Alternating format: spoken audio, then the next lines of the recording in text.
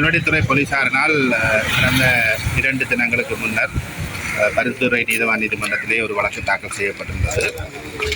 அதிலே வல்வெட்டித்துறையிலே குட்டிமணி தங்கத்துறை உட்பட வெளிக்கடை படுகொலையிலே வெளிக்கடை சிறைச்சாலை படுகொலையிலே கொல்லப்பட்டவர்களுக்கு நினைவு தூவியும் அவர்களுடைய பெயர்கள் குறிக்கப்படுகின்ற நிகழ்வு நடைபெற இருக்கின்றது. அதனை தடை செய்யுமாறு கோரி ஒரு விண்ணப்பம் செய்யப்பட்டிருந்தது. அதிலே வல்வெட்டித்துறையினுடைய பிரதேச சபையின் முன்னாள் உபதவிசாளர் சதீஷ் அவர்கள் உட்பட குட்டிமணி அவர்களுடைய தம்பியார் உட்பட 2 பெயர்கள் குறிப்பிடப்பட்ட அந்த வழக்கு தாக்கல் செய்யப்பட்டிருந்தது.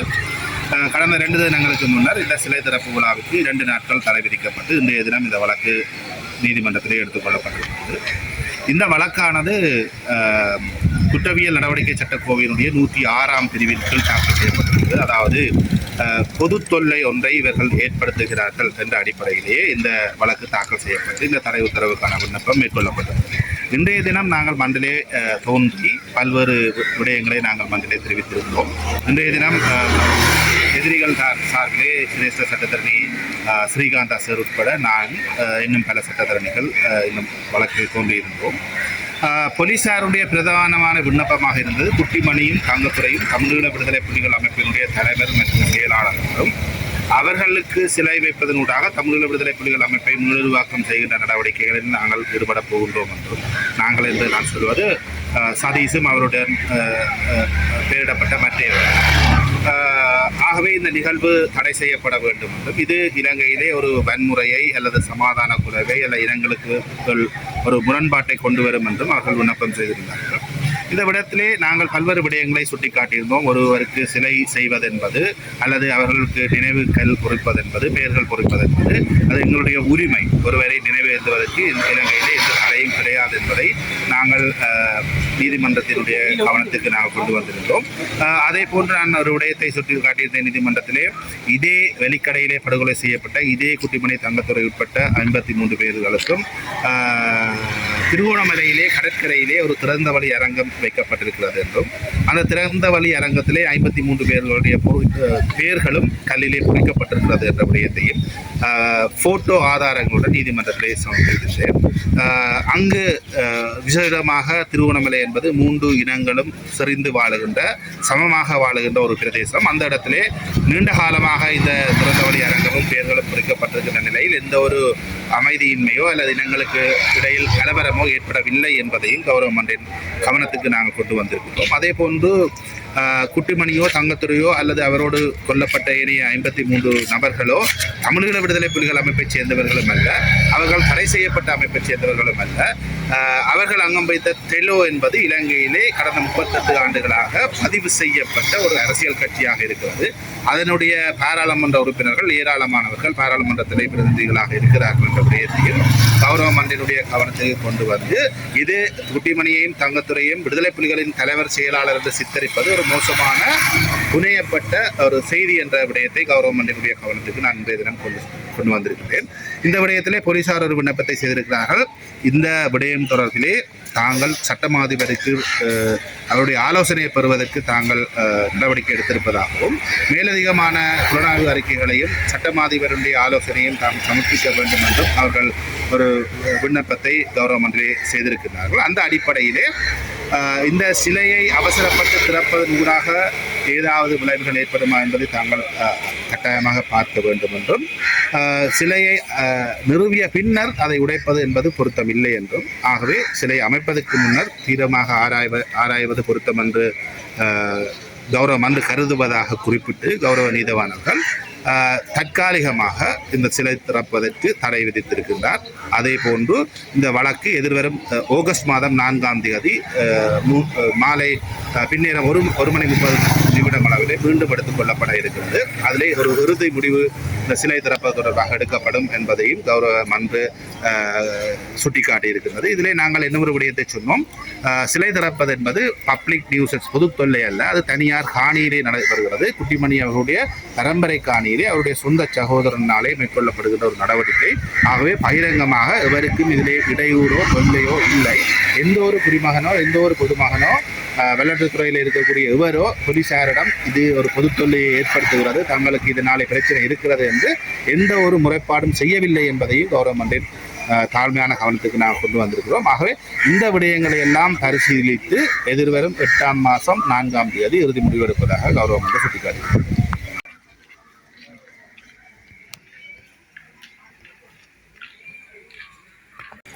வல்வடித்துறை போலீசாரினால் கடந்த 2 தினங்களுக்கு முன்னர் பருத்துறை நீதவான் நீதிமன்றத்திலே ஒரு வழக்கு தாக்கல் செய்யப்பட்டிருந்தது.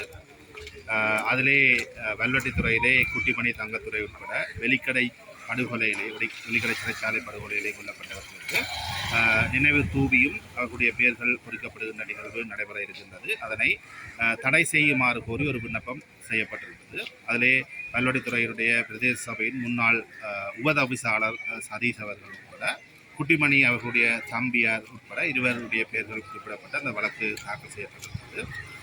கடந்த 2 தினங்களுக்கு முன்னர் இந்த சிலை திறப்பு விழாவுக்கு 2 நாட்கள் தடை விதிக்கப்பட்டு இன்றைய தினம் இந்த வழக்கு நீதிமன்றத்திலே எடுத்துக்கொள்ளப்பட்டிருக்கிறது.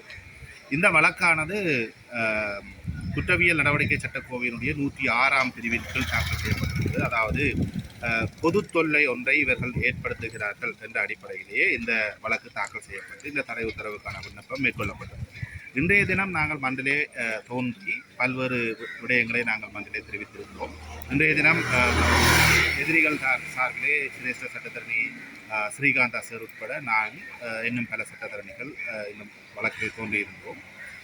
போலீசாருடைய பிரதானமான விண்ணப்பமாக இருந்தது குட்டிமணியும் தங்கத்துறையும் தமிழீழ விடுதலை புலிகள் அமைப்பினுடைய தலைவர் மற்றும் செயலாளர்களும் அவர்களுக்கு சிலை வைப்பதனூடாக தமிழீழ விடுதலை புலிகள் அமைப்பை முழுவாக்கம் செய்கின்ற நடவடிக்கைகளில் நாங்கள் ஈடுபட போகின்றோம் என்றும் நாங்கள் என்று நான் சொல்வது சதீஷும் அவருடன் பெயரிடப்பட்ட மற்றவர்.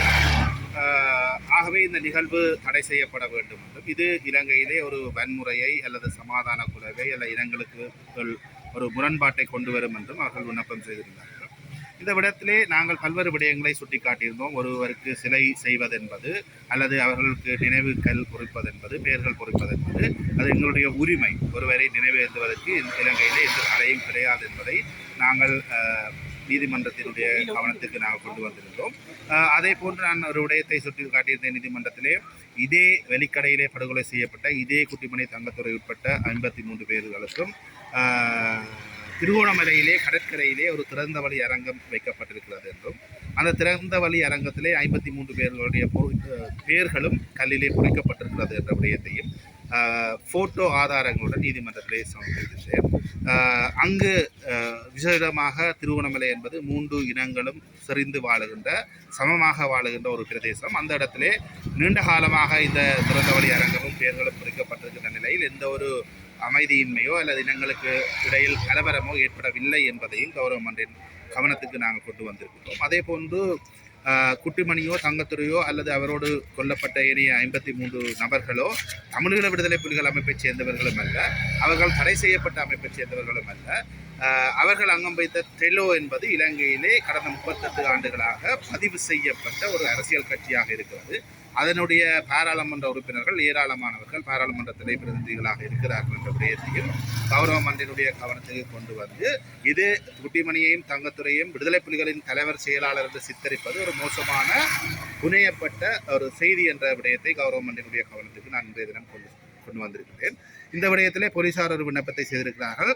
இந்த விடயம் தொடர்பிலே தாங்கள் சட்டமாதிபருக்கு அவருடைய ஆலோசனையை பெறுவதற்கு தாங்கள் நடவடிக்கை எடுத்திருப்பதாகவும் மேலதிகமான புலனாய்வு அறிக்கைகளையும் சட்டமாதிபருடைய ஆலோசனையும் தாங்கள் சமர்ப்பிக்க வேண்டும் என்றும் அவர்கள் ஒரு விண்ணப்பத்தை கௌரவ மன்றிலே செய்திருக்கிறார்கள். அந்த அடிப்படையிலே இந்த சிலையை அவசரப்பட்டு திறப்பதன் ஊடாக ஏதாவது விளைவுகள் ஏற்படுமா என்பதை தாங்கள் கட்டாயமாக பார்க்க வேண்டும் என்றும் சிலையை நிறுவிய பின்னர் அதை உடைப்பது என்பது பொருத்தமில்லை என்றும் ஆகவே சிலை அமைப்பதற்கு முன்னர் தீவிரமாக ஆராய்வது பொருத்தம் என்று கௌரவ மன்று கருதுவதாக குறிப்பிட்டு கௌரவ நீதவானர்கள் தற்காலிகமாக இந்த சிலை திறப்பதற்கு தடை விதித்திருக்கின்றார்.